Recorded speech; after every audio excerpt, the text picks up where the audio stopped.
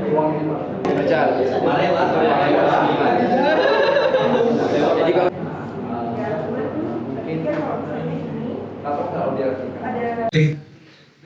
ya mungkin Anda akan melihat satu karya fotografi yang digabungkan digital dan dari mata kamera itu sendiri. Silakan Simu, Anda bangga ke depan. Tepuk tangan untuk Simu.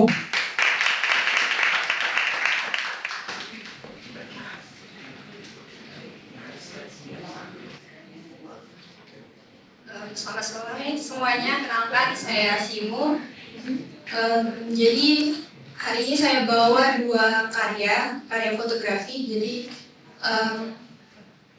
konsepnya menggunakan teknik mix media, di mana ada penggabungan fotografi, grafis, dan sulaman dari sinar merah, dari benang merah. Untuk karyanya sendiri saya beri judul Playful Memory dengan narasi sebagai sebuah ruang imaji yang tercipta secara spontan bersamaan dengan aksi yang dibangun tanpa melibatkan ruang sekitar. Jadi untuk ketika melihat karya, teman-teman bisa langsung melihat bahwa karakter utama dari karya ini digambarkan dengan siluet warna putih, siluet anak-anak berwarna putih, di mana itu saya mempresentasikannya sebagai sesuatu memori yang tidak utuh, yang samar, yang kemudian memisahkan ruang antara ruang sekitarnya yang ada di belakang yang saya beri warna hitam putih dengan ruang imajinasi yang diciptakan dari kegiatan yang dilakukan oleh si tokoh utama, yaitu si anak. Kemudian benang merah sendiri saya gunakan untuk menciptakan narasi baru, cerita, dan membangun imajinasi yang dilakukan, yang dibangun oleh si tokoh utama, yaitu si anak, dengan benda di sekitarnya. Untuk foto pertama sendiri, teman-teman bisa lihat bahwa anak kecil ini sedang main gelembung, dan kemudian benang merahnya ini membangun sebuah narasi bahwa anak ini ingin ikut terbang bersama gelembung-gelembung yang melintasinya, yang terbang di atasnya, gitu. Kemudian untuk karya selanjutnya, anak kecil yang sedang memegang payung. Jadi sebenarnya foto ini, foto aslinya itu foto berwarna, dan kemudian latarnya saya jadikan hitam putih dengan alasan tadi untuk memisahkan antara ruang sekitar dan ruang imajinasi yang ingin diciptakan oleh anak tadi. Nah, ketika saya melihat anak ini, memperhatikan sebelum saya memfotonya gitu, saya lihat gimana dia benar-benar masuk ke dunianya dengan payung yang dia bawa dan jalan melenggak-lenggok seakan-akan dia tuh main karakter. Dia sedang berada di atas panggung. Jadi dengan benang merah yang saya gunakan, saya menciptakan sebuah narasi baru yang muncul dari ketika kita melihat foto ini, di mana saya ingin menampilkan bahwa anak ini tuh sedang berada di panggung dengan membuat sulaman benang di bawah bayangan payung tadi. Dan kemudian untuk di bagian atasnya saya ingin menggambarkan bahwa kemanapun anak ini pergi akan disorot, karena untuk di karya ini dialah si tokoh utamanya gitu. Mungkin itu saja dari saya. Silakan, ada yang ingin telepon, silakan. Oh ya, udah dari kaca dari sini. Silakan. Dari semua presentasi yang pernah dilangsungkan di UTM di Kuala, ini presentasi yang terbaik.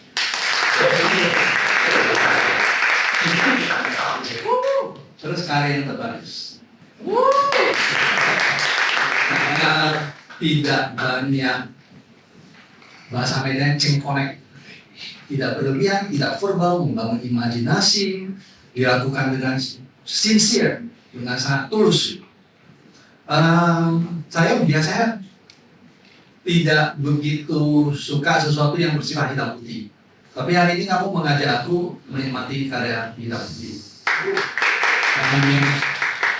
Bagus kan? Buat dari saya, bravo. Terima kasih. Kayak ada lagi. Sama dari dia. Iya, betul sekali. Itu jarang terjadi Bapak itu mengatakan. Ya, betul. Ya, oke. Ada yang lain?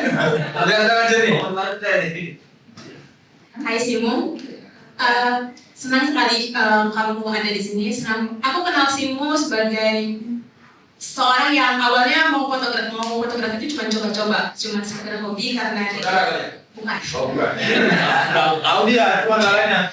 Dari yang awalnya desain visual, terus tiba-tiba pergi ke fotografi itu satu hal yang eksplorasi yang kamu lakukan dan maksudnya aku sangat bangga dengan hal itu. Aku senang kamu lakukan itu dan melihat perkembangan dari awal kamu belajar fotografi sampai di situ sampai di titik ini. Ini karya kamu. Aku nggak expect kalau kamu bakalan tampilin karya seperti ini dengan visual yang ya walaupun hitam putih masih pakai hitam putih, tapi kamu kasih warna dan kasih cerita lain di situ dan itu sangat bagus buat aku pribadi sebagai sosok yang kenal kamu walaupun tidak begitu sedekat itu, seintimate, tapi aku bangga dengan apa yang kamu lakukan hari ini. Makasih. Ya, supaya tidur Anda lebih nyenyak begini ya. Kalau saya melihat karya ini seperti kan nama rumusnya kan juxtaposisi ya. Membandingkan satu objek sama objek lain. Itu kan ada anak-anak yang main gelembung dan itu kan representasi dari kebebasan ya. Sedangkan kan itu latar belakangnya itu kan jalan raya yang riuh sekali. Yang kita tahu bahwa Medan itu kan nggak punya lagi lapangan. Anda tahu PDPN 2 itu kan sudah di Citraland. Itu tempat saya main bola dan main volley, main segala macam lah ya, panjat pohon dan segala macam. Nah, sekarang udah jadi udah jadi tempat industri gitu. Nah mungkin itu yang aku tangkap dari karyamu gitu. Ya sangat menarik. Mau respon? Ya, Silakan. jadi sebenarnya foto ini nggak diambil di Medan. Jadi kedua foto ini saya ambil waktu itu di Jogja dan kedua foto ini nggak diambil di waktu dan tempat yang sama. Jadi saya melihat korelasi antara kedua foto ini, kemudian saya angkat suatu tema yang bisa mewakili apa yang ingin saya sampaikan. Mungkin itu saja. Ada yang lain supaya tiduran lebih nyenyak? Ya, silakan Bu. Masih banyak waktunya, tenang saja. Selamat sore semua, perkenalkan nama saya Nazri. Pada Simu, saya juga bergelut di bidang fotografi. Kegemaran saya sebagai seorang mahasiswa seni rupa. Kalau melihat karya yang Simu sampaikan, saya jadi teringat karya grafiti seorang seniman grafiti Banksy dari Bristol, UK. Saya teringat bagaimana ide mixed media ini, saya teringat karya-karya dia karena karya Banksy itu menggambarkan grafiti stencil ya hitam putih. Dari fotografi mixed media yang Anda sampaikan, saya menarik dengan konsepnya dan pesan-pesan yang langsung dapat ditangkap dari karya yang disampaikan. Terima kasih. Oke. Betul ya, ternyata ya Anda membuat tidurnya lebih nyenyak ya. Ya baik. Bisa makan bareng kalian? Kalian mau suka fotografi? Boleh ya? Iya. Oke baik. Ada yang lain? Ada yang lain nggak? Pertemuan sekian sudah seperti itu. Oke, halo, saya Pravin ya memang. Saya juga seorang fotografer gitu kan. Ada jurnalis Bu. Fotografer udah aja deh. Udah nggak jurnalis lagi Anda? Nggak panas lebih. Fotografer kerjaan itu. Oke, saya lagi suka juga karena fotografi cosplay gitu kan, suka warna tonnya. Saya mungkin ini sih ya, warna merah itu memang sebenarnya kan panci gitu kan, dia ngasih warna sendiri gitu kan. Tapi kan mungkin pilihan warna merah yang mungkin aku nggak tahu sebenarnya karena itu agak gelap gitu kan. Mungkin bisa lebih colorful gitu kan. Nah, kita bicara soal anak-anak lah, kita mungkin bisa lebih colorful lagi. Jadi agak gelap gitu mungkin memang dia kan bakalan kontras gitu kan. Dia kalau dia lebih terang lagi gitu kan, dia bakalan kontras kayak hitam sama putihnya. Itu masih lumayan nyambung dia, soalnya kan kalau merahnya gelap juga dia itu bakalan nyatu sama backgroundnya juga gitu, karena background kita lama gelap kan. Kita mungkin kalau mau lagi lebih playful aja gitu, kita bayangkan kayak ini anaknya ini meskipun dunia kita hanya hitam putih gitu nggak, tapi karena pikirannya anak-anak, mereka bisa kasih main warna yang lebih colorful lagi gitu, jangan takut untuk ganti warna gitu, jangan kayak oh ya mungkin ada belakangnya dia itu agak gelap ya, atau cuman atau benangnya agak gelap ya itu merahnya ya, emang nggak tahu aku aja yang butuh warna gitu, atau kurang terang warna. Udah, kalau menurut saya sendiri untuk warna merahnya udah cukup kontras, karena kalau merahnya saya buat lebih terang lagi mungkin kurang sesuai gitu, karena kan ini berhubungan dengan memori gitu. Jadi saya mau ambil merah yang menyampaikan emosi. Mungkin tadi kayak abang bilang kan mungkin pakai warna-warna yang lebih playful gitu kan, karena mengingat judulnya playful gitu. Mungkin warna-warna yang lebih cerah atau mungkin warna yang lain. Tapi pemilihan warna merah ini sendiri saya pilih itu untuk sebagai penyampaian emosi gitu, karena kan warna merah sendiri berhubungan dengan hal-hal yang seperti itu gitu kan, apalagi kita membahas soal memori. Mungkin itu aja sih bang. Sim, ya tepuk tangan untuk Simo. Ada yang lain? Oh sorry, ya ada 4 menit lagi. Ada waktu 4 menit lagi, 14 Pak. Siapa? Ya, silakan. Bu Mufti, silakan Bu. Aku kok kenal semua ya sama orang itu ya. Terima kasih kepada Buntitan, kepada Kak Simo. Tadi kalau nggak salah di awal presentasi kakak jelaskan bahwa karya kakak ini kakak deskripsikan dengan tidak menyisakan ruang tadi ya. Memisahkan ruang. Oh berarti saya salah. Oke. Saya kira Ini komentar menarik ini. karena saya kira tadi kalau beliau bilang tadi tidak menyisakan ruang. Kenapa masih menyisakan ruang putih tadi anak-anak rupanya sebenarnya ngantuk mungkin ketika membaca peserta sebelumnya. Oke, apa Bu? Nggak apa-apa, aman tuh. Ada yang lain? Ada yang lain? Kalau nggak salah Simo ikut pertukaran mahasiswa ya selama di Jogja ya? Diisi? Oke, selama berapa bulan? Berapa semester? Oke. Ada yang lain? Ada 3 menit lagi. Untungnya hingga habis ya waktunya. Ada Boy mungkin atau siapa? Bukan, siapa? Bang Kevin. Siapa? Tapi kalau menanggapi tanggapan dari audiens bisa nggak? Bisa aja, boleh saja. Silakan. Mengenai tadi dari yang disampaikan abang Nia, abang mungkin tadi bilang sama kakak Simo bahwa kenapa tidak pakai warna colorful yang diperuntukkan untuk anak-anak. Betul begitu bang? Nah, kalau bagi saya lebih suka preferensi warna hitam. Kenapa? Segala sesuatu yang dia menggunakan warna seiring berjalannya waktu. Ya tapi kan tadi abang juga membahas kenapa benangnya warna hitam putih. Tahu benangnya warna Kopi itu kan. Lu bilangnya kan, dia lebih benar dari hitam sendiri itu kan. Nah kasih warna benangnya lainnya gitu. Warna benang yang ada dia kan buat membedakan. Oke. Pikir tadi dengan bertengkar, ternyata nggak jadi juga ya. Ya itu kalau bertengkar Anda kan supaya tugasannya tidak terlalu berat di depan ini. Ada 1 menit lagi, 1 menit 50 detik. Siapa ya? Silakan. Kok enak ya bagian sini enak ya? Silakan. Ya komentar aja. Habiskan lah 1 menit. Ya hati-hati mau tahan langitnya supaya nggak jatuh. Oh, Ricky berkomentar demikian. Baik. Komentar kurang itu diberikan. Ada yang lain? 1 menit 30 detik. Ada? Atau Simo bikin karya sendiri lah, 1 menit 30 detik lah. Bisa. Oh nggak sempat, sombong betul kamu ya. Hari-hari tercerahmu ya. Ya. Aku? Silakan Bu. Oh tadi komen. Tapi nggak apa-apa, silakan Bu Rai. Iya, saya Rai. Ini mau nanya sih, lebih nanya gitu. Kalau saya lihat kan Kak Simo perpaduan antara fotografi dan media yang lain gitu ya, mix media gitu ya. Kalau saya pribadi sih melihatnya antara si background fotografi sama si objeknya tuh kurang nyatu, tapi mungkin Kak Simo punya alat sendiri gitu. Kayak kurang proporsional atau kurang apa ya, kalau misalnya kalau saya kan backgroundnya arsitek gitu, Nah kalau bikin gambar bangunan sama skala manusia tuh harus sama gitu, tapi nggak tahu di sini rupa seperti apa. Dari Kak Simu sendiri gimana?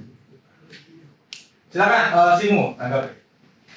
Jadi kalau untuk yang dibilang background dengan media lainnya gitu ya, kurang menyatu, sebenarnya memang kan ingin menggambarkan hal itu gitu. Jadi saya ingin memisahkan antara ruang yang ada di sekitar, di mana itu backgroundnya, dan ruang yang diciptakan oleh si anak ini tadi melalui imajinasinya gitu. Jadi untuk objek yang berhubungan dengan si tokoh utamanya itu sengaja saya buat berwarna, dimana kayak payung dan gelembungnya tadi itu karena saya ingin menonjolkan bahwa ini loh yang memancing imajinasi mereka itu hidup gitu. Dan itu juga kenapa alasan saya membuat si anaknya tadi itu siluet berwarna putih gitu. Jadi kayak saya ingin memberitahu bahwa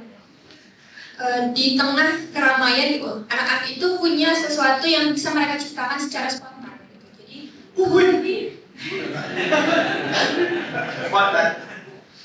Jadi mungkin kurang lebih itu aja sih Bang dari. Kemudian untuk Simu. Ya dia dari kisaran berapa jam dari sini? 2 jam? 4 jam? 4 jam? Naik kereta api dari stasiun 4 jam ke kisaran. Bagi saya Maulana Mahrum adalah seorang seniman yang tidak terlalu suka bergaul di kotanya sendiri atau di kota orang lain. Dia sibuk sepi sendiri di dalam studionya untuk menemani hantu-hantu yang dia buat. Mungkin hantu-hantu tersebut adalah pemilik rumahnya, atau mungkin bisa jadi dia mengalami mimpi buruk di beberapa momen tertentu, dan dia mengorek alam bawah sadarnya untuk silakan Bung Maulana Mahrum mengambil tempat. Boleh tepuk tangan untuk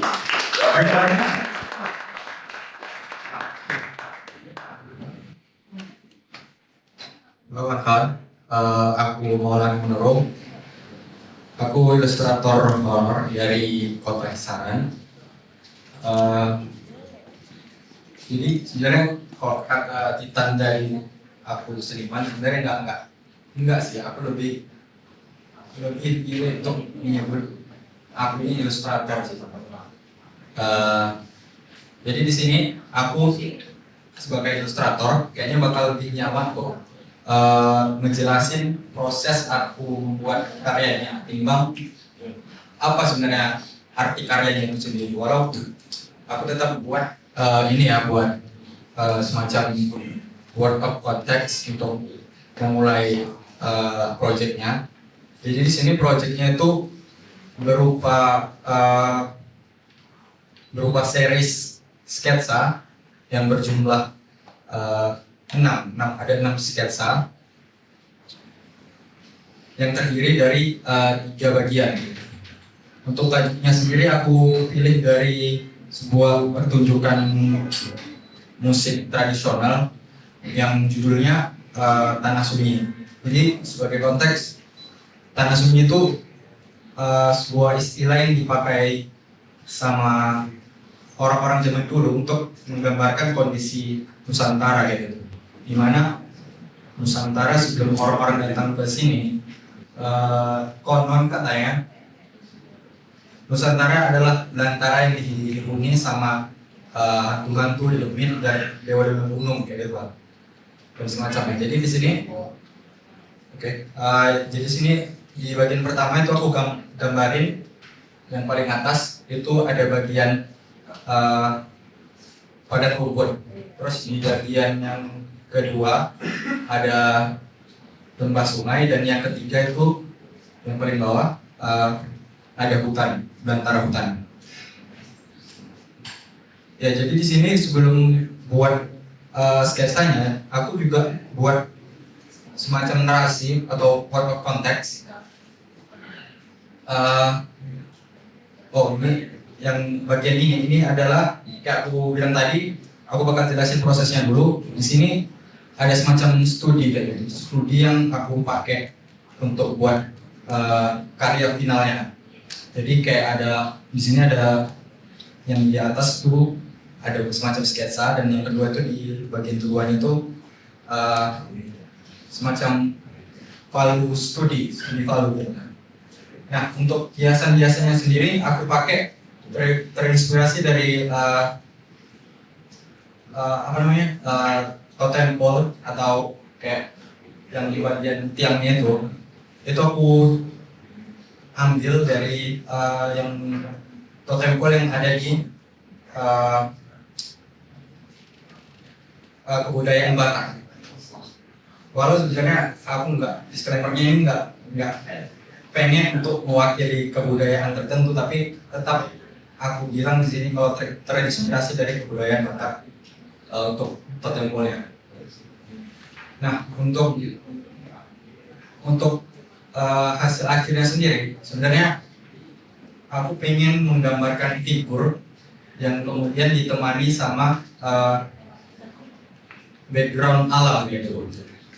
Jadi di sini inspirasinya dari kayak seniman-seniman Raphael, di mana mereka menggambarkan figur dari mitos dan legend, dan kemudian dipadukan dengan alam dan dengan narasi atau cerita-cerita mitos juga.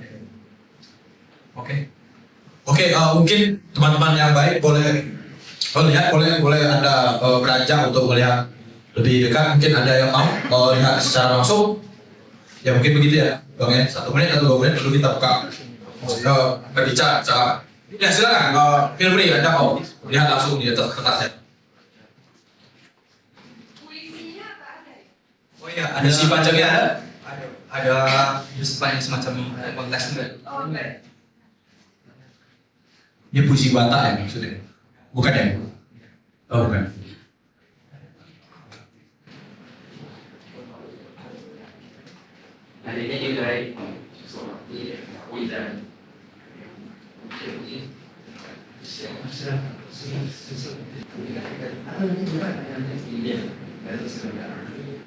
Oke, boleh Anda kembali ke tempat masing-masing.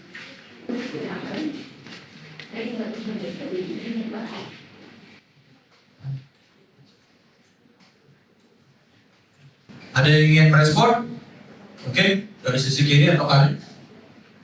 Ada, oh ya silakan, Bung Mufti, silakan. Terima kasih. Tadi sempat lihat dari dekat bahwa karya dari Mas Maulana itu seperti perpaduan antara gaya corak dari suku asal beliau dengan ditambah dari gaya corak suku Maya menurut pengamatan saya. Ditambah lagi itu untuk yang coraknya, adapun dari karakternya itu seperti stylenya orang-orang Mesir kuno. Benar begitu Mas Maulana atau ada interpretasi lain? Silakan respon. Oke, sebelumnya tadi aku sempat sebutin kalau disclaimer-nya itu aku sebenarnya nggak pengen mewakili satu kebudayaan tertentu, tapi tetap memakainya sebagai inspirasi aja kayak gitu. Nah, alasannya sebenarnya sesimpel karena ya risetku masih kurang, jadi aku kayak pengen bilang ini mewakili ini, tapi nanti jadi salah kayak gitu. Nah, di sini juga ide awalnya itu aku inisiasi dari aku pengen buat semacam mitos atau legenda yang terinspirasi dari kebudayaan Indonesia. Cuma aku kemas dengan sesuatu yang baru, sesuatu yang pengen aku tambahkan sendiri kayak gitu. Jadi tidak mewakili kebudayaan apapun, cuman kebudayaan terinspirasi sangat kental dengan kebudayaan itu kayak gitu. Sebenarnya sesimpel karena itu tadi masih kurang riset. Jadi untuk bisa untuk mengklaim kalau ini kebudayaan dari sini ya saya belum berani megang. Ya ini puisinya ya Bang? Iya, ini sebenarnya sebelum saya buat sketsa, saya tulis dulu ini untuk dijadikan semacam konteks ya. ini awalnya tuh pengen buat epos gitu tapi gagal ya. Karena itu tadi kurang bisa. Dan kayaknya terlalu panjang untuk terlalu kan waktu itu dibacakan seluruhnya. 3 halaman ini ya. Iya.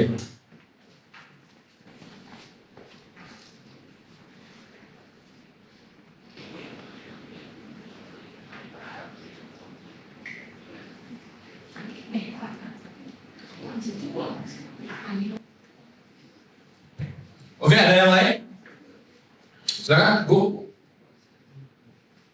Halo, kenalin aku Handoko, aku seorang ilustrator. Kebetulan pertama aku nanya bang, ilustrasi ini fungsinya untuk apa ya? Itu dulu sih. Oke. Mungkin sebenarnya untuk kebutuhan industri ilustrasi ini sebenarnya banyak kayak gitu. Terapan ini ngomongin terapannya kan. Oh ini fungsinya ya sebagai proyek pribadi sih. Tapi kalau untuk penerapan ilustrasi sendiri itu cukup luas sih. Kayak jadi dari bisa cover buku, cover ilustrasi buku, musik atau bahkan keperluan lain gitu. Cover album juga ya. Aku sih sebenarnya lebih sering dapat untuk project buku dan musik sih. Tadi tujuan dari ilustrasi ini ada yang menyampaikan sesuatu yang mistis dari world building yang pengen aku bangun. Iya betul. Oke, kalau dari yang aku lihat ya dari sketch-sketchnya tadi tuh aku kurang ngerasain mistisnya. Ada, cuman tipis. Mungkin aku tahu kalau membangun world building untuk ilustrasi itu susah. Kita harus punya riset budaya, kita harus punya base-nya di mana, kita harus bikin konfliknya, kita harus bikin siapa nih karakter pemerannya, terus di mana alurnya. Mungkin itu sih. Kenapa sih rasa mistisnya ini bisa? Jujur aku sendiri belum bisa sih, karena itu berat. Oke, terima kasih. Kalau dari aku sendiri sih sebenarnya kan menanggapi apakah suatu gambar itu mistis atau enggak itu butuh konteks dan itu, dan sebenarnya untuk sebenarnya bukan mistis sih, tapi lebih ke mitologi. Dan mitologi itu kan banyak kayak mitologi Arthurian yang sebenarnya nggak mistis cuma gitu kan. Dan ya makanya sebenarnya perlu ada konteks untuk kenapa ada series sketsa ini begitu. Dan itu tadi ada saya tulis juga, cuman memang mungkin nggak sempat.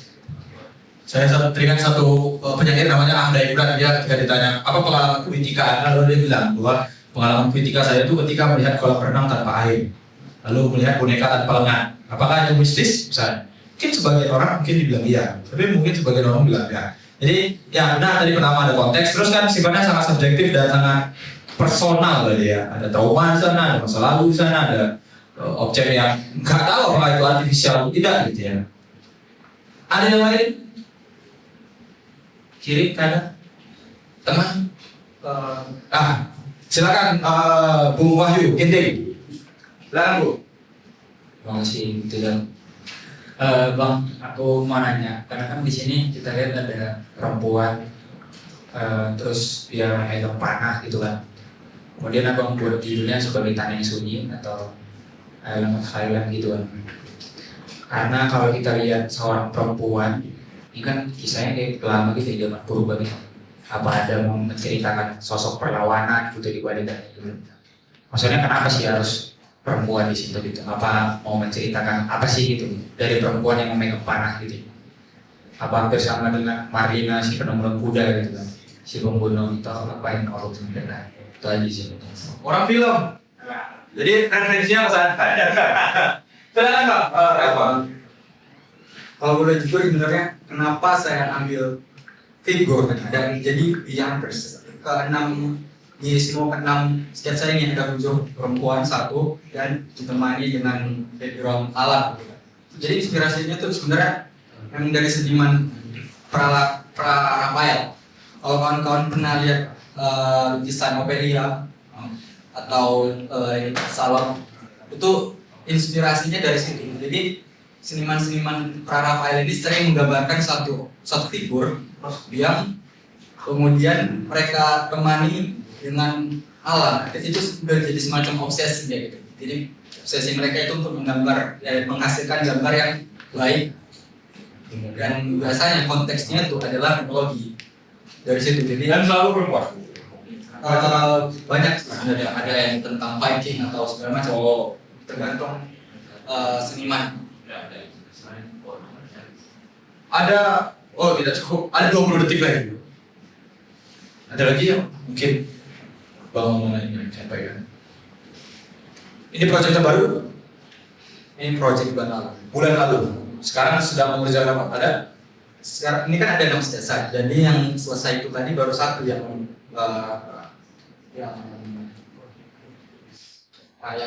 baru satu yang pada robot gitu. Jadi proyek kedepannya itu bakal selesai ke sisanya yang 5 itu. Mau ngomong dulu?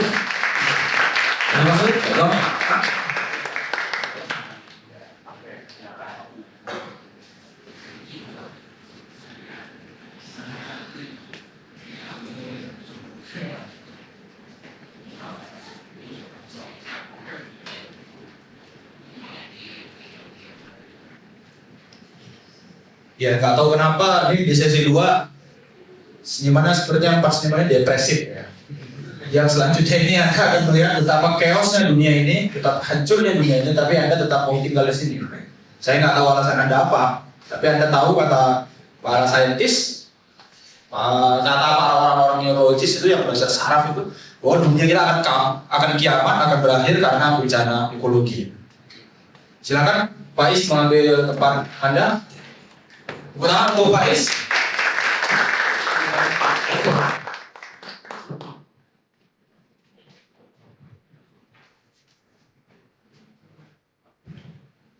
Baik, terima kasih.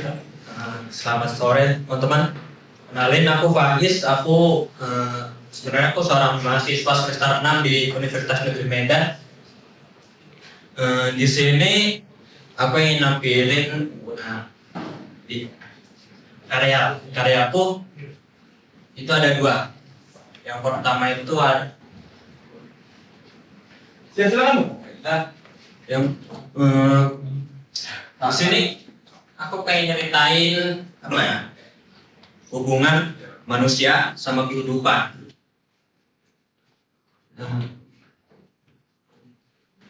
Yang sini yang pertama itu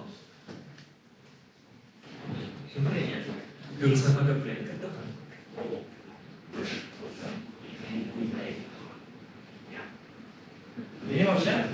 Ya,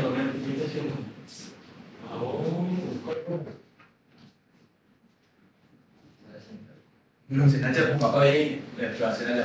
Yang ini aku kasih judul yaitu Di Balik Topeng Setan. Ini sih aku pengen nyeritain cerita kecil yang disampaikan oleh nenekku gitu. Cerita kecilku, kata dia setan itu bentuknya macam-macam gitu. Dan salah satunya ada setan yang kayak mana ya? Ada 2 setan, bentuknya itu yang satu itu buta, yang satu itu pincang. 2 setan ini saling bantu. Di sini aku nampilinnya bentuk setannya itu yang satu itu robot dan megang tongkat itu artikan sebagai buta gitu. Terus yang satu lagi itu kakinya patah, itu dibantu. Sini aku mengartikannya itu sebagai kayak yang setan itu belum tentu setan dan belum tentu itu mereka itu jahat gitu. Terus di sini pun ada nampilin manusia kecil itu artikan dan manusia itu belum tentu bisa berbuat baik ya, yang dikatain setan itu jahat. Jadi janganlah kita melihat yang katanya itu jelek pasti berbuatnya jelek. Itu sih. Terus yang satu lagi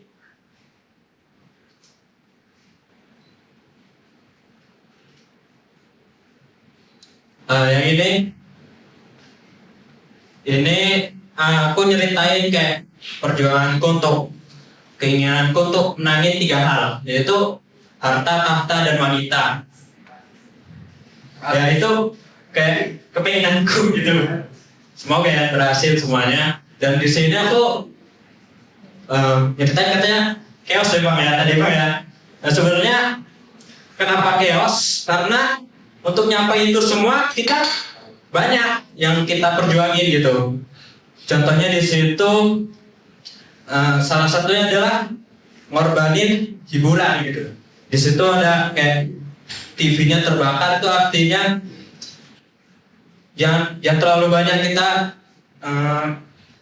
kurang-kurangin lah hiburannya untuk mencapai 3 hal itu. Terus ya kenapa di situ yang lebih dominan itu kayak koin dan uang? Karena untuk mendapatkan yang 2 setelahnya itu kita perlu uang dulu untuk mendapatkan itu semua gitu. Jadi yang 2 itu pasti ikut kalau kita punya uang. Gitu. Terima kasih itu aja Bang. Ada? Saya Frankie. Digital painting? Digital painting. Yes. Digital painting is not being printed. Namanya digital. Terus kamu banyak menggunakan ikon-ikon pop ya. Ya. Kenapa tadi disebut tadi ikon-ikon pop yang kamu pakai? Misalnya kamu menggunakan logo-nya Jeff Koons, terus kamu menggunakan hubungannya Takashi Murakami, kemudian ada banana yang ditempel. Gitu loh. Kalau ceritamu lebih jauh dibandingkan karyamu gitu loh. Kamu seperti ustadz yang berkuat-kuat jadi seniman sekarang, atau mencoba kasih kita filsafat. Tapi kamu tidak menceritakan apa ikon-ikon yang kamu pakai di dalam ini. Posisi. Bukan bahasa semiotika dia. Simbolnya pakai. Itu yang saya pikir kamu banyak menggunakan ikon-ikon seperti itu yang kamu pinjam. Di dalam seni rupa ada yang namanya appropriation ya, seni rupa apropriasi. Nah, yang meminjam ikon-ikon yang ada sudah dipakai atau bahkan recycle atau upcycle karya-karya ulang ada ya, dibikin ulang gitu. Nah, kamu meminjam sekarang, tapi kurang kontemporer juga. Sekarang nggak zamannya US dollar, Bitcoin bro. Untuk ada yang US dollar, itu sebenarnya bukan US dollar, cuman ini aku gambarin, aku nyiptain uang sendiri. Ya terserah, terserah. Terus sesukamu membuat ikon itu gitu. Tapi ketika menceritakan ke kita, tuh, tolong disusun yang lebih baik, jangan memberatkan ceritamu. Jangan visualmu itu sebenarnya bisa menarik, tapi ceritamu membuat karya ini tidak menarik. Jadi silakan saja menggunakan ikon-ikon yang sudah pernah dibuat orang, silakan, nggak apa-apa. Gitu. Misalnya TV yang terbakar atau itu semua sudah pernah dibuat. Tidak ada yang baru dalam dunia ini. Jadi oke aja meminjam ikon-ikon yang sudah ada itu. Tetapi jangan kamu berat-beratkan ceritamu gitu loh bro.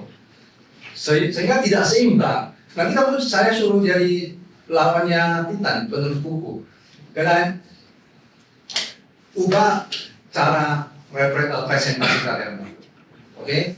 Terus karya digital, jangan di print deh, jelek. Ya, karya digital tampilkan secara digital, lebih asik. Kalau nggak ada di print ya, kan? Kamu punya kemampuan menggambar yang bagus tidak? Masih belajar sih bro. Ya, terlihat dalam cara membuat itu. Saranku ya, bukan aku lebih jago di kamu ya. Saya tidak harus menjadi tukang masak untuk menjadi tahu makanan enak ya. Jadi saya pikir kamu belum punya kekuatan menggambar yang baik, sehingga kamu digitalmu karya digital sudah. anatomimu lari-lari ini gitu-gitu. Komposisi warna nih saya semuanya. Gak apa-apa kan? Iya, nggak apa-apa. Jangan bunuh diri ya. Saya bukan masa muda saya bukan Joseph Beuys, seorang yang membuat seniman lain bunuh diri karena kritikku. Kamu nggak kritik pembina? Justru saya ikut ini karena ide kritik, Pak. Ya enggak, saya hanya memberi apa yang saya lihat saja. Terima kasih ya. Ya, Bung, dalam dunia sastra itu namanya epikon, Bu. Jadi kalau Anda baru belajar menulis puisi, Anda pasti akan meniru khayal. Nah, itu nggak bisa lepas. Itu sama seperti yang Pak Becky bilang tadi, Anda memakai objek seniman sebenarnya. Dan itu sah sebenarnya dalam berkarya. Dimanapun itu sah. Ada yang ya. Silakan. Selamat sore semuanya. Sebenarnya aku ini udah kenal sama Faiz karena satu kelas benar? Beda kelas. Sama angkatan mahasiswa sendiri Pak. Aku dari udah lama lihat karya-karya Faiz. Karyanya itu dark, tapi dia menggunakan warna-warna yang cerah, on color. Nah, aku itu mau tahu Faiz itu terinspirasi dari seniman mana? Terus biar yang lain tahu, kemarin dua karya ini sempat dipamerkan Faiz di pameran bersama dua kelas di pameran seni rupa namanya Fantasmagoria di Tengah Pipelens. Baik, terima kasih Pak seniman ya. Aku terinspirasi dari seniman Indonesia. Itu kalau dari username IG-nya itu ada Uklay, Benang Studio, sama Rizky Alison. Itu dari situ aku terinspirasi dari warna-warnanya, dari kayak bentuk-bentuknya gitu. Itu sih. Ada yang lain? Ada? Bu, semester berapa? Semester 6. Oke.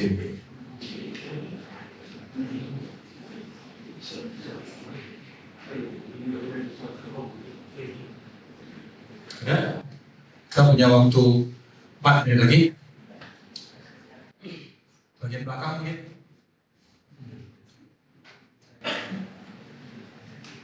Bayu mungkin dari KPI. Oke, enggak. Karya di kanvasmu ada yang bukan digital? Enggak, jarang Bang. Tapi pernah buat? Pernah. Keperluannya apa? Keperluannya apa? Tugas kuliah atau proyek personal? Atau? Tugas kuliah ada, yang personal juga ada, cuman lebih sering digital ya sih. Kalau dibanding itu digital 10, lukisan 1 gitu Bang. Karena apa seperti itu? Karena aku masuk ke seni rupa ini kayak baru kuliah ini aja Bang, baru benar-benar kayak ya belajarnya gitu Bang. Tuh jadi kayak belum, ya dibilang belum bisa lah Bang, kayak mesti belajar. Kita semua terus belajar Bu. Ya terus kalau yang kenapa banyak digital karena ya kayak mana ya, kayak kalau lukis tuh kan kayak harus ya kita di tempat yang kanvas itu kan. Kalau ini kan kayak kita sambil ngumpul sama kawan bisa kayak coret-coret.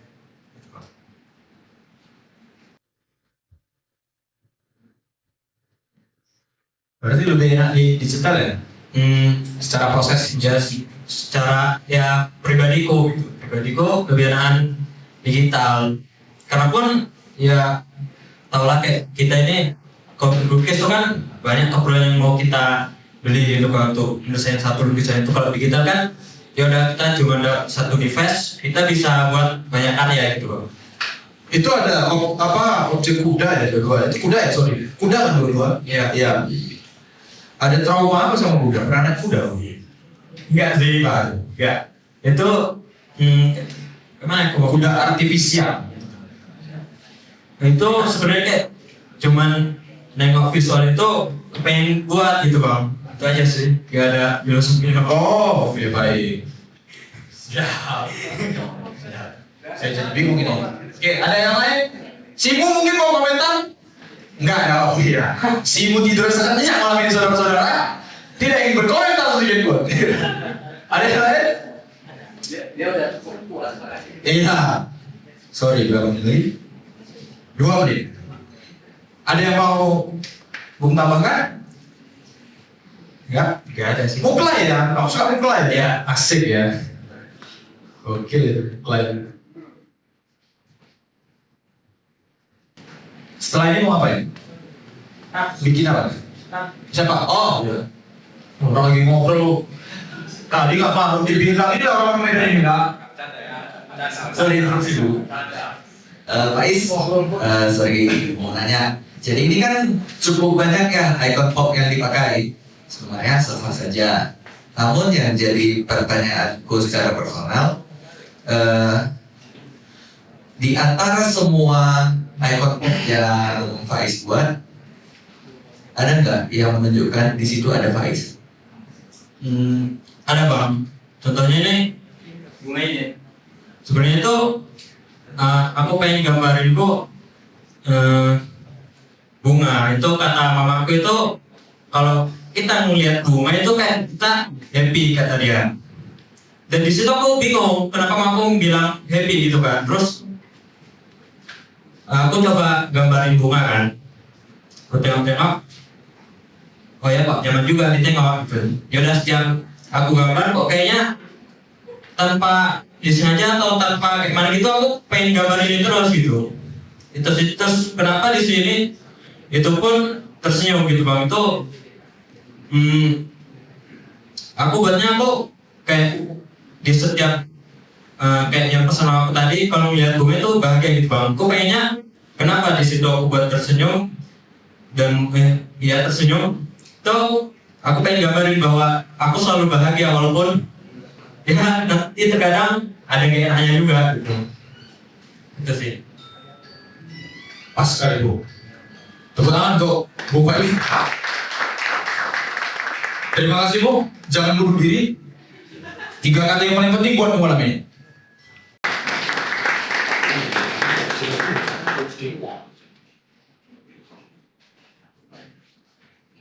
Nah, halo semua.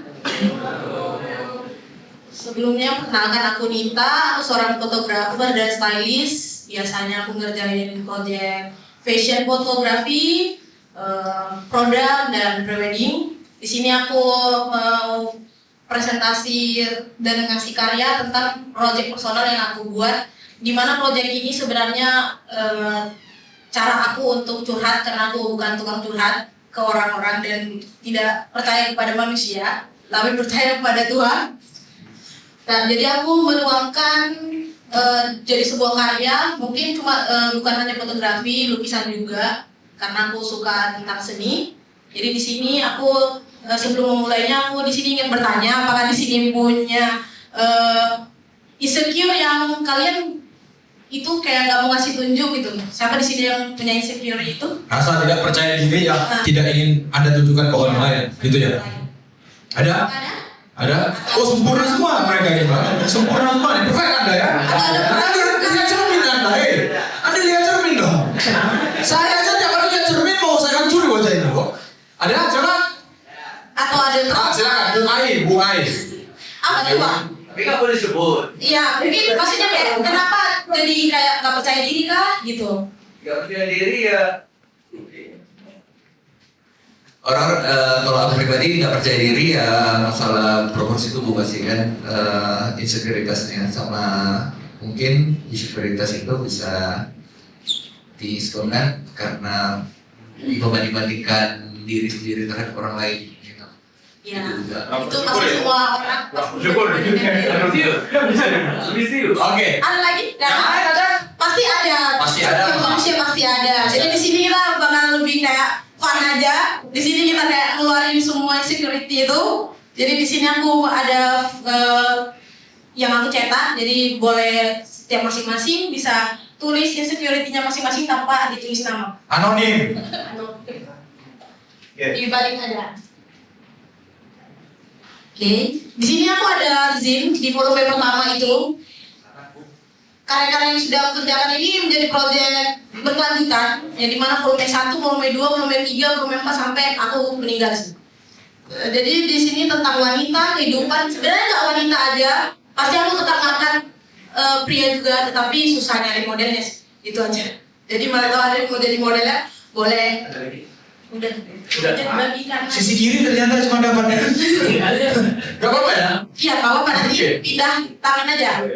Jadi di sini kayak ngangkat sebuah insecurity di mana aku curhat juga tentang traumaku juga di dalam traumaku ada, tidak memasukkan ke fotografi, di mana juga aku untuk koneksi bonding ke model itu juga diskusi juga, saling cerita apa yang bisa aku angkat dari si modelnya dan bisa jadi sebuah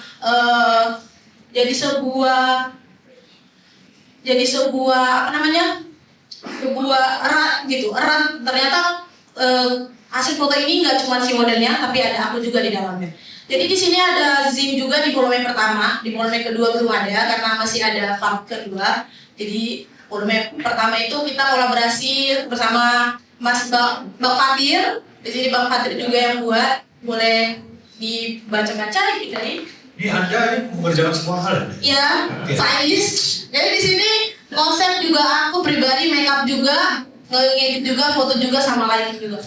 Jadi di sini Zin pertama bisa untuk deskripsinya kalian bisa baca di dalam itu mungkin foto-foto seperti ini di awal-awal pasti agak tabu. Tapi bagi aku pribadi, aku menyukai fotografi mulai dari nude fotografi, nude art, jatuhnya ke nude art ya. Yang dimana foto itu aku jadikan sebuah karya karena semua tubuh adalah indah, semua luka adalah bentuk kita lebih percaya diri sebenarnya. Kita menyembunyikan itu karena kita belum tahu potensi kita ada di mana. Potensi kita sebenarnya kita nggak perlu insecure karena kita punya value gitu. Jadi di sini ceritanya endless yang tadi tak akan ada habisnya. Di mana orang ngomongin tubuh kita, di mana kayak karyanya selanjutnya. Yes.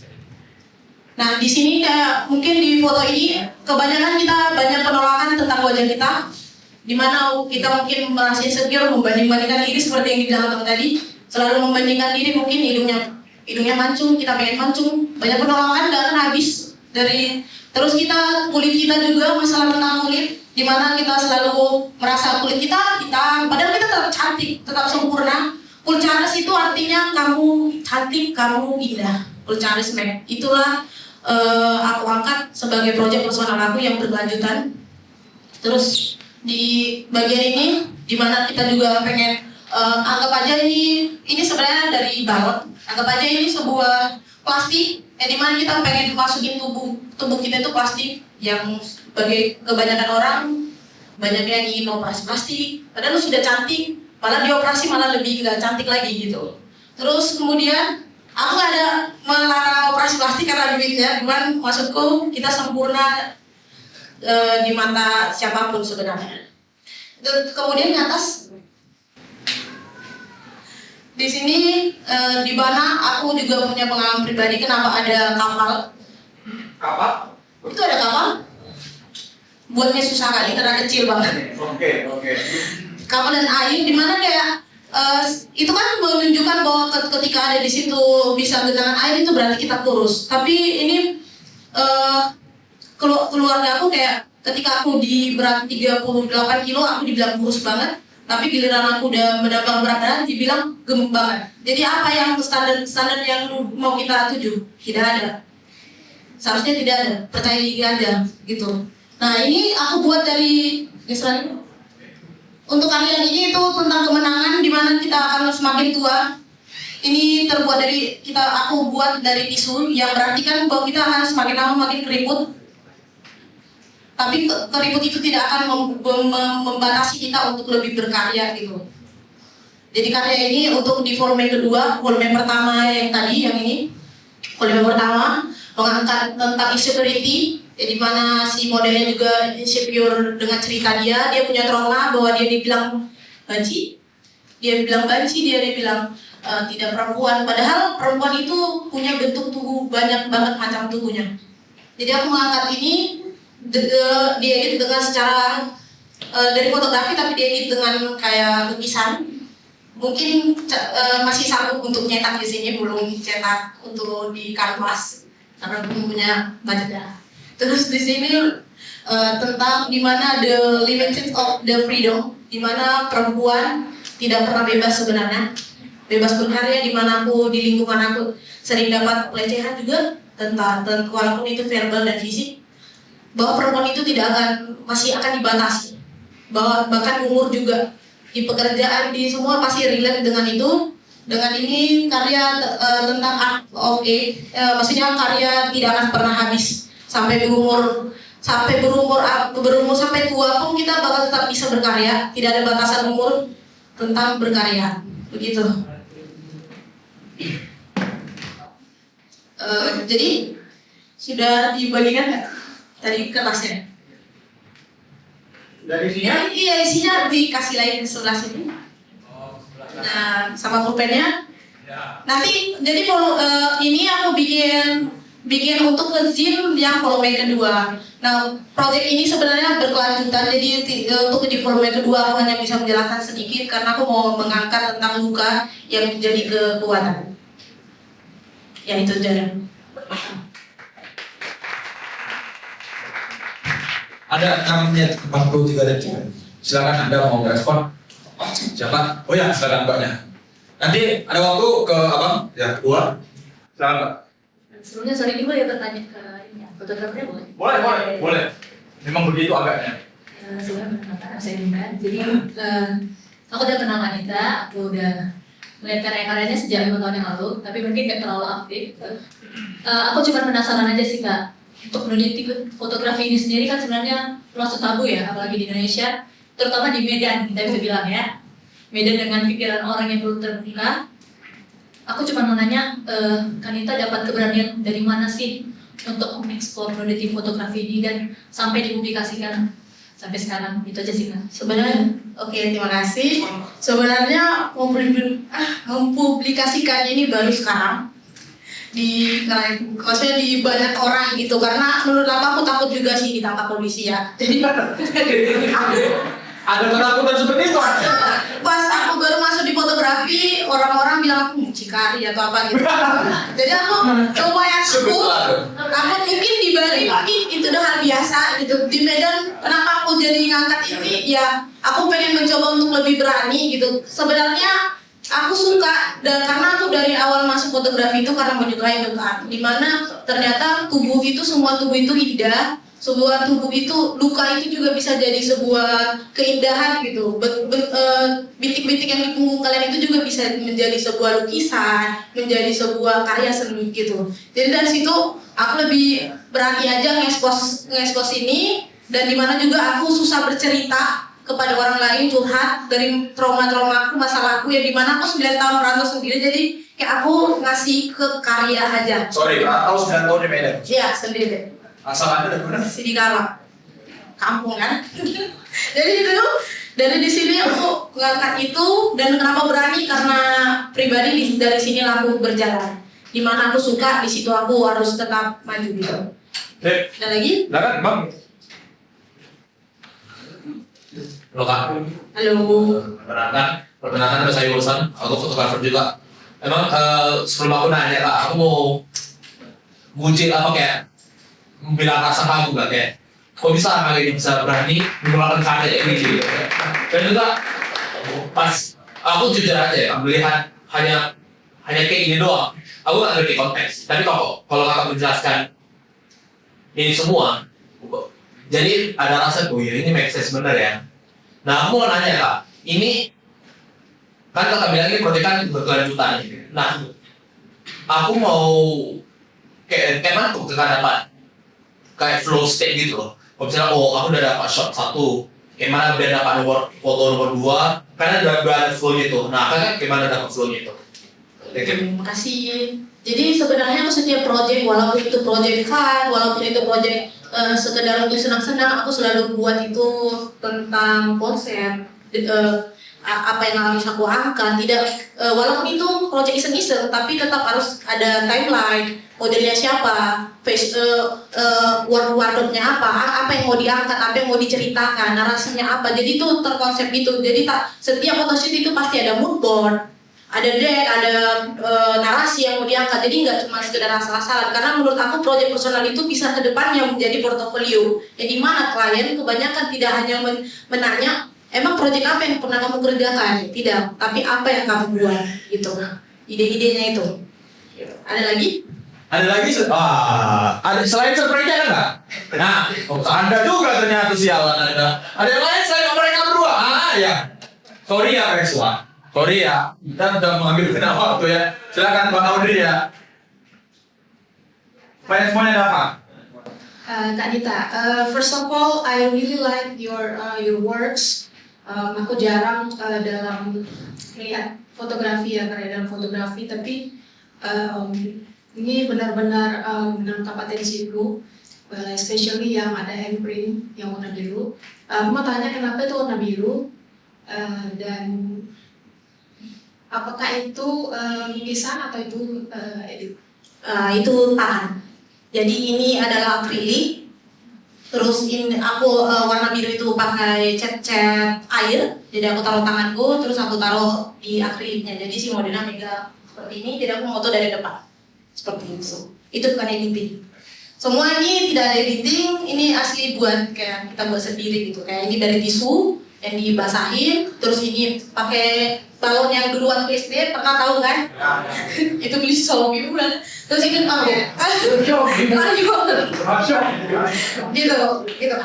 Jadi kenapa warna biru? Sebenarnya karena aku menyuka film. Jadi sebenarnya di film-film tentang psikologi segala macam itu tone grading warna biru itu pasti menandakan bahwa tentang depresi, tentang itu segala macam. Ya. Oh, cara Bang. Sorry. Saya berusaha merespon dalam pemahaman saya, jadi tidak berusaha untuk menghakimi kenapa begitu ataupun apa narasi yang berusaha ditampilkan, entah narasinya cukup jelas atau tidak. Saya tidak mau seperti guru yang sedang menilai, tapi respon saya melihat karya-karya ini yang jelas memperlihatkan bagaimana orang yang membuat karya ini, dalam hal ini adalah kita, fotografernya, memiliki dia bisa melihat dari jauh apa yang dia buat, sehingga dia seperti sudah membuat roadmap ataupun narasi besarnya seperti apa, sehingga dia kemudian tidak kesulitan untuk dia ditanyain sama teman untuk flow berikutnya seperti apa, karena narasi besarnya sudah dibuat. Itu yang saya rasakan dari karya-karya yang dia tampilkan. Terlepas dari ada proses editing ataupun tidak, saya ingin merespon bahwa suatu karya itu kadang-kadang karena dia sifatnya subjektif, sehingga kadang-kadang faktor teknikal, faktor pemilihan media kadang-kadang bukan menjadi sesuatu yang terpenting, tetapi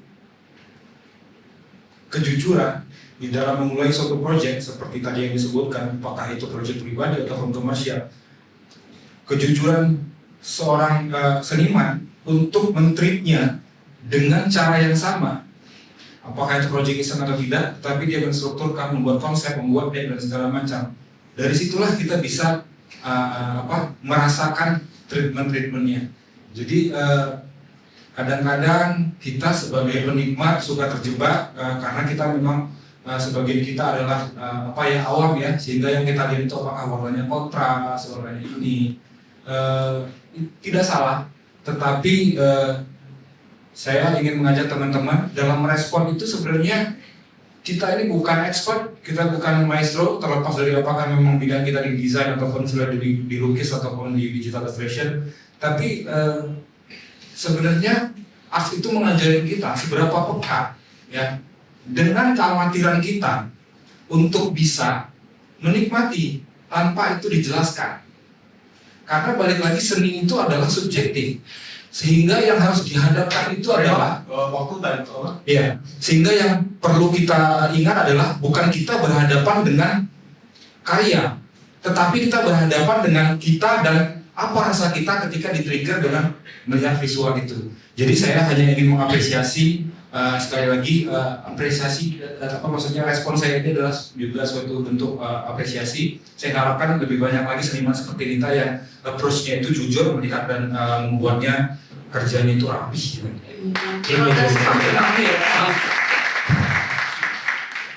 Ada mau respon lagi? Ya, pokoknya sebelum semua karya bisa kita buat bagus ketika kita memulai dengan salah satu yaitu riset. Itu aja. Terima kasih Mbak Dita.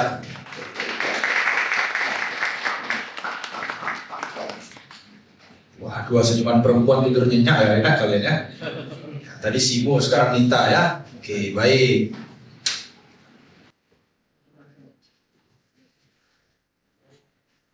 Oke, dia seniman, sepertinya seniman terakhir yang akan berbicara di hadapan Anda. Untuk panitia ada memasang karya, silakan dulu dipasang karyanya. Dia studi film. Kami banyak ngobrol malam itu perihal film lewat kacamata Seno Bumira, kacamata Korea Selatan yang baru-baru ini lagi naik daun dan segala macam. Kepada Bung Jimmy Kartolo, silakan Anda mengambil tempat, Bung. Ya, silakan Bung.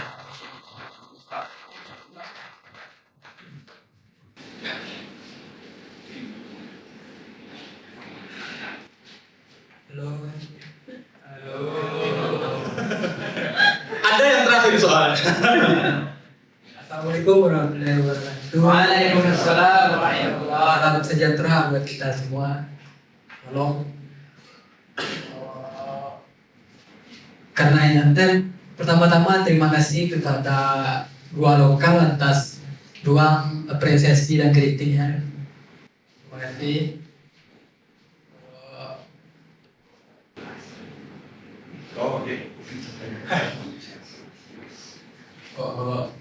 Sebenarnya ada dua karya yang saya bawa ke Medan. Yang pertama karya film Silop yang menceritakan tentang pelarian 3 atlet aktif yang dikejar oleh Silop. Mereka berlari untuk menyelesaikan karya mereka. Lalu karya yang kedua ini karya fotografi yang berjudul Landscape. Kalau boleh cerita tentang karya ini, sebenarnya saya bercerita tentang elemen dasar dalam seni rupa yang pertama titik, tapi di karya ini saya bercerita tentang garis,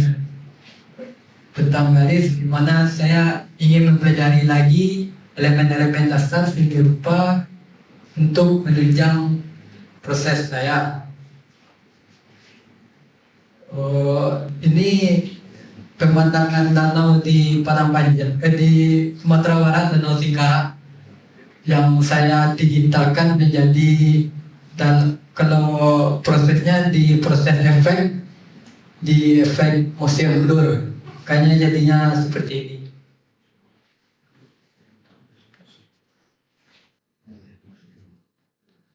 Dah, coba.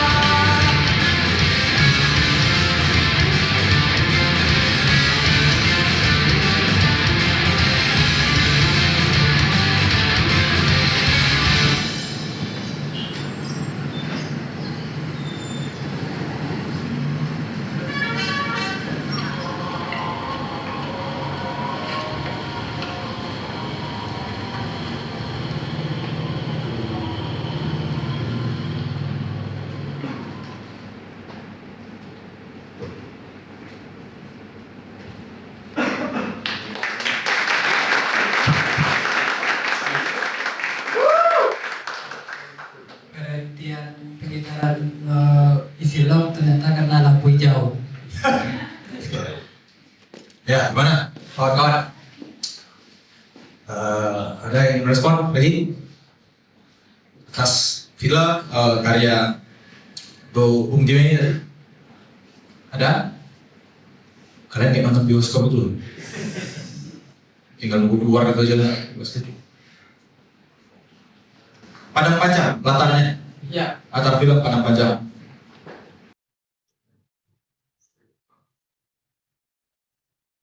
Jangan berharap saya bertanya lagi gitu loh, saya mancing Anda sekalian ini. Jadi cuma satu pertanyaan aja, jangan Anda pikir. Oke lah. Pertanyaan teknis saja sih. Silakan. Jadi tadi kan pas adegan terakhir itu kan 3 karakter yang berbaju putih itu kan masuk ke area tempat mereka mau menyelesaikan karya mereka, Bang, ya. Nah, ketika mereka masuk di adegan berikutnya berpindah ke sekelompok 3 orang isi log yang menghentikan pengejaran mereka. Saya agak terlihat kok itu kan kalau kita bilang kan di latar waktu yang sama ya. Kenapa yang satu ini menjelang senja, yang ini masih terang? Itu kok kayak nabrak kita kayak gini. Apa maksudnya, Bang? Itu emang sengaja membuat seperti itu atau kenapa ya? Gimana Bu pertanyaannya? Pertanyaannya gimana? Bu paham nggak? Paham. Saya nggak paham. Silakan. Kok yang satu terang, yang satu udah maghrib. Padahal itu kan laksanakan di satu tempat yang sama. Tapi waktu yang berbeda, ya gimana? Harusnya kan ketika mereka masuk ke untuk menyelesaikan seni mereka, polisi kan menghentikan, mereka tidak jalan lagi. Nah, saya kan kenapa di sini dia nggak terang? Soalnya kan kayak nggak make sense itu waktu ya. Jumping, itulah.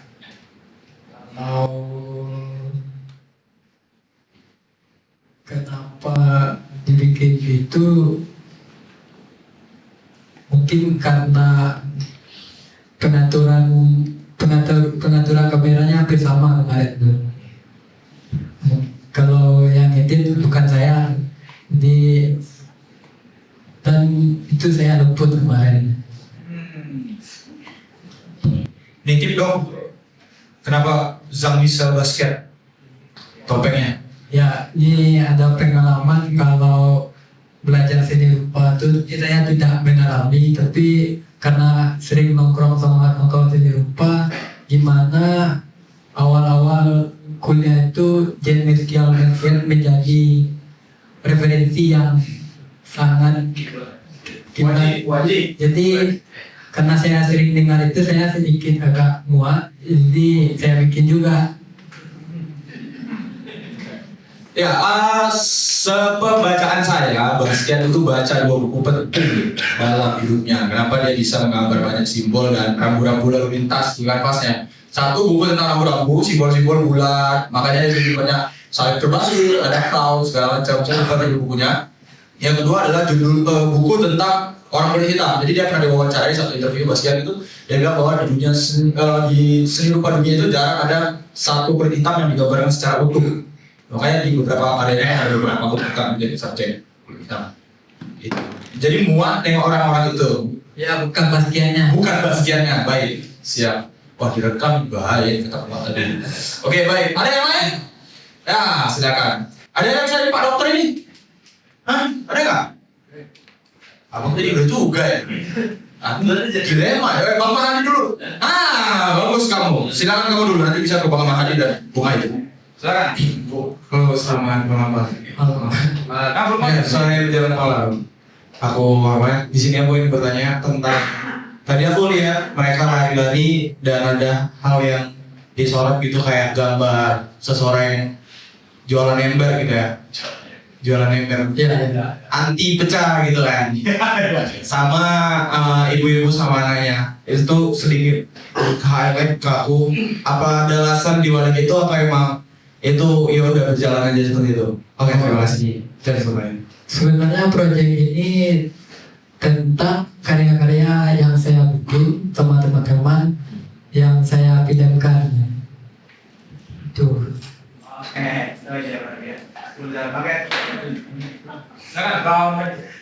Ya, respon saya melihat filmnya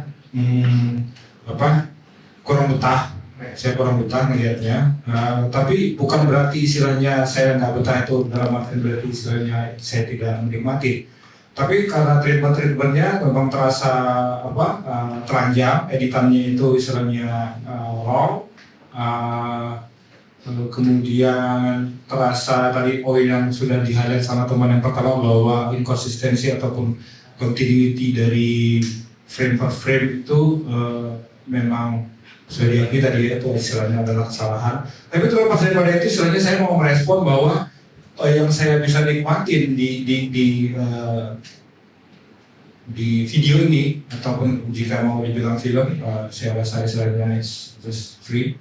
Tapi dari tayangan yang saya lihat ini, visual ini yang saya bisa nikmatin adalah betapa absurdnya. Mungkin itu tidak direncanakan ya, ataupun direncanakan tetapi istilahnya eksekusinya tidak sematang yang diperkirakan dalam hal polisi-polisi ini, isilop-isilop ini. Jadi di situ kan detail-detailnya bisa, makanya tadi pasti teman-teman ketawa karena istilahnya mereka memakai rompi hitamnya itu dari plastik asoy gitu ya. Tapi saya menikmati, istilahnya saya membayangkan mungkin di realita yang berbeda sebenarnya polisi kita itu seperti itu, absurd, terlihat bodoh, dari penampilan itu kita tahu mereka ini nggak bisa kerja. Jadi terlepas dari dia berencana untuk membuat itu atau tidak, surprisingly itu ada beberapa capture ataupun ada beberapa detik ataupun menit yang saya menikmatin bahwa saya bisa relate. Ini di realita yang berbeda, andai kata kita kayak di Marvel gitu ya. Bener-bener kayak gitu juga emang polisi ini, istilahnya gak jelas, gak enak dilihat, ya itulah ya. Semua buruknya dan memang bukan nggak mau ngomong bagusnya mengenai polisi, tapi tentunya yang bagus-bagus yang dilakukan polisi itu adalah bare minimum.